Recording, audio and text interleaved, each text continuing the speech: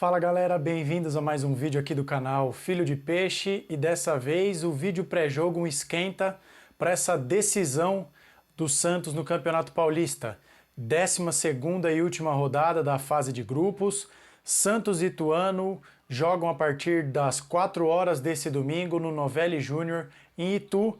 E eu trago aqui nesse vídeo a escalação do Santos, o que eu espero da postura do nosso time para esse jogo decisivo, o que esperar do jogo, algumas estatísticas para dar uma pimentada no vídeo com esse esquenta para esse último jogo que vai definir se o Santos para por aqui pela terceira vez consecutiva no estadual ou se avança finalmente para o mata-mata. Depois da vinheta, todos os destaques e todas as informações sobre esse jogo muito importante do nosso Alvinegro da Vila. Roda a vinheta aí, meu editor.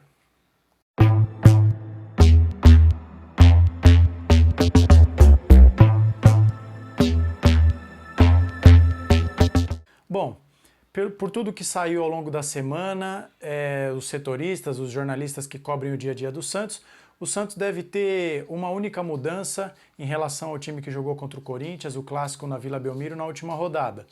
O Felipe Jonathan deve jogar no lugar do Lucas Pires na lateral esquerda e essa vai ser a única troca do Odair Hellmann. O Maicon vai ser mantido no time titular e o Ângelo segue muito provavelmente fora. Ele tem uma lesão, está tratando e passou a semana inteira na academia, não treinou no campo. O Maicon, eu já disse aqui em outros vídeos, eu não sou a favor da manutenção dele no time, mas eu vou dizer que, embora eu não concorde, eu entenda essa escolha do Odair em mantê-lo. Ele foi titular durante todo o Campeonato Paulista, basicamente, então, eventualmente, uma mudança, se o Bauerman entra num jogo como esse, ele pode sofrer, sentir a pressão, e aí seria mais um jogador alvo da torcida. Então, o Maicon, segundo saiu no UOL, tem o respaldo do Odair, a comissão técnica confia nele. Então, embora eu não concorde com essa manutenção, eu entendo ali você manter para você não colocar mais um jogador na fogueira. Fora isso, entre o Felipe Jonathan e o Pires, acho que o Pires ele ataca bem, mas tem alguns problemas defensivos. Já mostrou isso em alguns clássicos, sobretudo naquele jogo contra o São Paulo. E o Felipe Jonathan também já é um jogador um pouco mais experiente, pode sentir menos esse jogo que vai definir se o Santos chega ou não no mata-mata do Campeonato Estadual. Então, o Santos deve ir a campo com João Paulo, João Lucas na lateral direita, Maicon, Joaquim e Felipe Jonathan, Rodrigo Fernandes, Dodi e Lucas Lima, Lucas Barbosa, Mendonça e Juan Seco. Na verdade, o Juan é a segunda troca, essa troca forçada. O Marcos Leonardo está suspenso, recebeu o terceiro cartão contra o Corinthians. O Juan Seco deve ser o titular e o Raniel, quem sabe, deve ficar no banco de reservas depois de um período aí que ele não ficou nem entre os relacionados. E eu separei aqui para vocês alguns números para falar sobre a importância desse jogo, Primeiro é aquela questão do fantasma do jogo fora de casa, Já foi assunto aqui de outros vídeos. O Santos tem uma única vitória fora de casa desde 2021, ano em que o Andrés Rueda assumiu a presidência do Santos. Essa única vitória nesses 3 anos aconteceu no Campeonato Paulista do ano passado, aquele clássico contra o Corinthians, Santos 2, Corinthians 1, 2 gols do Marcos Leonardo lá em Itaquera.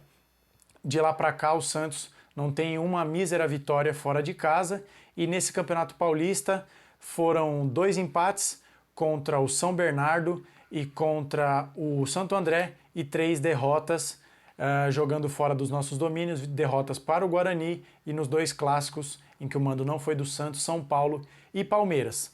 E outra estatística aqui que eu separei para vocês sobre esse retrospecto entre Santos e Ituano jogando no Novelli Júnior.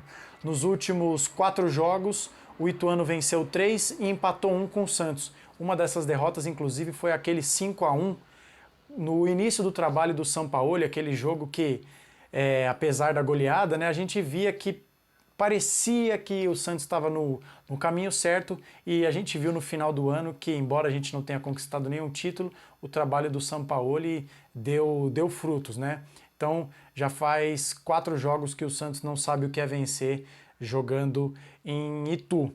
E aí eu queria, nessa parte final do vídeo, trazer um tempero, sobre coisas que o Santos vai ter que superar para vencer fora de casa. Alguns dados curiosos que eu separei aqui para ler para vocês. Depois dessas 11 rodadas do Campeonato Paulista, o Santos chega para essa decisão sendo o time que menos acertou finalizações no gol adversário em 11 rodadas. O Santos acertou 35 chutes na meta dos adversários nessas 11 rodadas. Para vocês terem uma noção, o Palmeiras, que briga com o São Bernardo para ter a melhor campanha da primeira fase, é o time que mais acertou, com 73. Ou seja, o Santos finaliza menos que a metade, de forma correta, menos que a metade em relação ao Palmeiras, né? E além disso, né, o Santos vai ter mais uma missão muito importante no jogo que o Santos precisa vencer. O Santos também vai ter que se concentrar para evitar sair perdendo. Em 11 jogos, falei disso aqui no vídeo pós-jogo de Santos e Corinthians, 11 jogos dessa primeira fase, o Santos saiu atrás em 8. Isso só não aconteceu em 3 ocasiões. No 0-0 com o Água Santa, na vitória contra a Portuguesa e na vitória de 1-0 contra o São Bento. Então, em outros 8 jogos, o Santos saiu perdendo.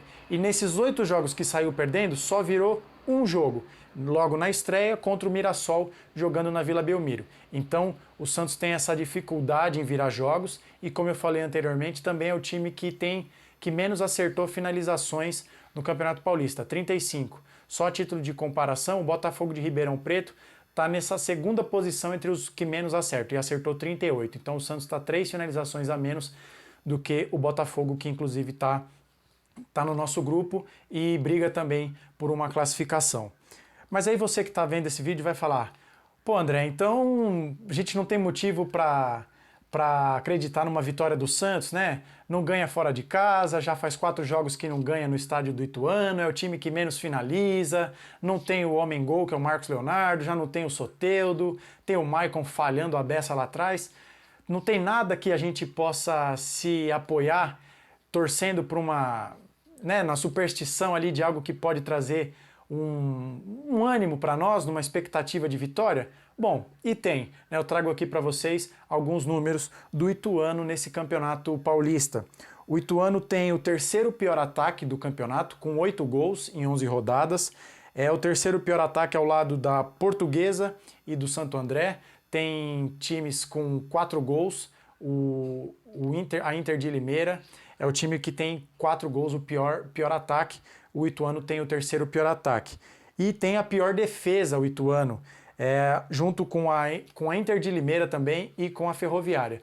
Então, o Ituano chega nessa última rodada com uma situação diferente, atípica, eu diria. O Ituano briga para não cair com 8 pontos. Se o São Bento vencer, né, a Ferroviária, o São Bento tem 8 pontos, ele chega nessa condição estranha. Ele briga para se classificar no grupo do Corinthians. Se o São Bento perde do Red Bull Bragantino e o Ituano vence o Santos, o Ituano se classifica para o mata-mata, mas o Ituano também pode cair caso ali a Ferroviária vença o seu jogo, pode passar o Ituano. Então, essas coisas que mostram como esse regulamento do Campeonato Paulista é um tanto quanto esdrúxulo, né? Um time chega na última rodada com 8 pontos, podendo se classificar para o mata-mata e ao mesmo tempo cair, sendo que tem times com 14 pontos, por exemplo, como é o caso do Santo André, que no seu grupo, que é o grupo do Palmeiras, já está eliminado. São essas coisas fantásticas e fabulosas que só a Federação Paulista, com muito afinco, consegue colocar num regulamento de um campeonato profissional, né? Então, é isso, pessoal. Não tem muita novidade, o Santos deve entrar a campo, então, só repetindo, com o João Paulo, João Lucas, Maicon, Joaquim e Felipe Jonathan, Rodrigo Fernandes, Dodi, Lucas Lima, Juan Seco no comando do ataque, Mendonça e Lucas Barbosa. O Santos precisa de uma vitória contra o Ituano e torcer para que o São Paulo vença. O Botafogo de Ribeirão Preto pode até empatar, né? Desde que o Santos faça a sua parte, não necessariamente o São Paulo precisa vencer o Botafogo para que o Santos entre.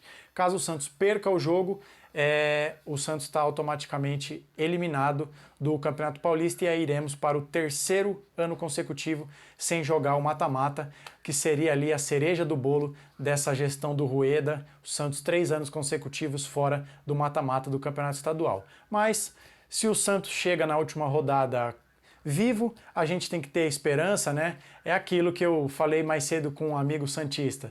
Se eu tinha expectativa de que o Santos podia endurecer o jogo contra o Palmeiras, contra o São Paulo, contra o Corinthians, não é contra o Ituano que eu vou entregar os pontos, né? Então é isso. Diga aqui nos comentários o que você espera para esse jogo e não se esqueça de se inscrever no canal, ativar o sininho para que você receba esse vídeo e tantos outros assim que ele for postado e deixe o seu like também para que o YouTube recomende o meu conteúdo para outras pessoas. Diga também para os seus amigos que tem um canal novo sobre o Santos surgindo aqui no YouTube. Agradeço a cada um dos 300 inscritos que estão aqui nesse um mês do canal Filho de Peixe e eu conto com o seu apoio para que esse canal continue crescendo cada vez mais. Quem sabe ao longo do mês de março a gente não consiga chegar, sei lá, em 400, 500 inscritos, né? Mas eu conto com o seu apoio para que a gente cresça cada vez mais e leve informações verídicas, um conteúdo diferenciado sobre o Santos para pessoas que gostam do alvinegro mais famoso do mundo, da Vila Belmiro. Então é isso. Nos vemos no próximo vídeo com análise pós-jogo desse jogo que a gente torce para que seja com vitória. Um abraço a todos e até a próxima!